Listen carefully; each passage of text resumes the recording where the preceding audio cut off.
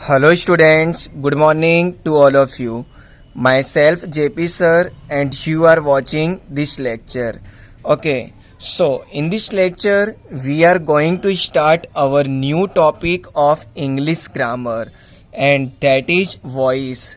Okay, so first of all we will know about voice. Okay, so our first question is that how many kinds of voice in English? Okay, so our answer will be there are two kinds of voice in English. Okay, so what's the name?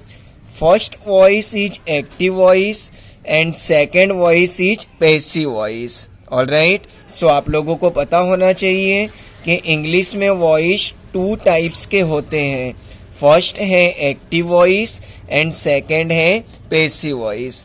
Okay, so generally board की exam में या हमारे school की exam में हमें active voice से passive voice या फिर पैसिव वॉइस से एक्टिव वॉइस में कन्वर्ट करने का क्वेश्चन पूछा जाता है. सो आइए हम देखते हैं कुछ बेसिक रूल्स जो change in passive voice means passive voice में चेंज करने के जो कुछ बेसिक रूल्स हैं उसके बारे में हम इस लेक्चर में सीखते हैं.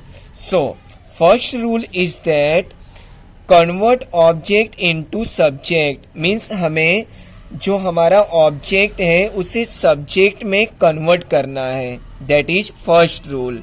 Second rule, use suitable helping verbs with subject.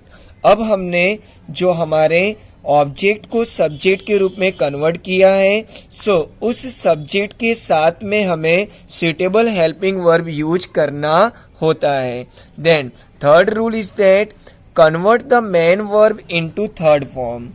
That means हमारा जो मेन वर्ब है हमेशा हमें याद रखना है कि पैसिव वॉइस में वर्ब का थर्ड फॉर्म ही यूज होता है. सो हम अपने मेन वर्ब को कन्वर्ट कर देते हैं थर्ड फॉर्म में. Alright, now fourth rule is use preposition by. जैसे ही हमने वर्ब को कंप्लीट किया उसके जस्ट तुरंत बाद हम प्रीपोजिशन के रूप में बाय यूज करते हैं. And our fifth and the last rule is that use converted subject after bye.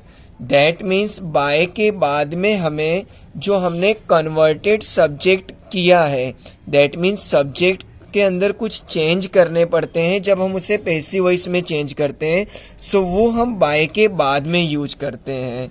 Alright student, सो आइए हम देखते हैं कि सब्जेक्ट में कौन कौन से चेंजिंग किए जाते हैं.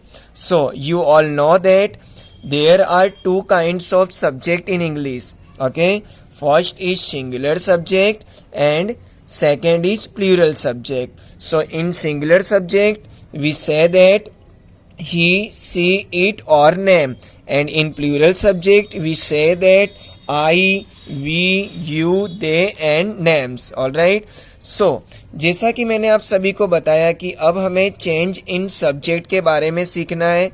So you know here I have written plural subject I, we, you, they and names, and here I have written he, she, it and name. These four are singular subject. Okay, so who is one kind of WH. Okay, so हम इसकी बात नहीं करेंगे subject में but who में भी change किया जाता है. So I have written here. Okay, so let's see what will be change in plural subject. Okay, so first I का हम मी कर देते हैं. We, so we will use us. For you we will use you. That means you same to same ही रहता है. Then for they we will use them. Alright, I am telling that for they we will use them in passive voice. And names means plural subject like teachers, dancers, lawyers. Alright, so names में कोई हम change नहीं करते हैं. That means no change in names. Okay, so these are plural subject. Okay, now I will tell about singular subject. So here is given singular subject. For he we will use him.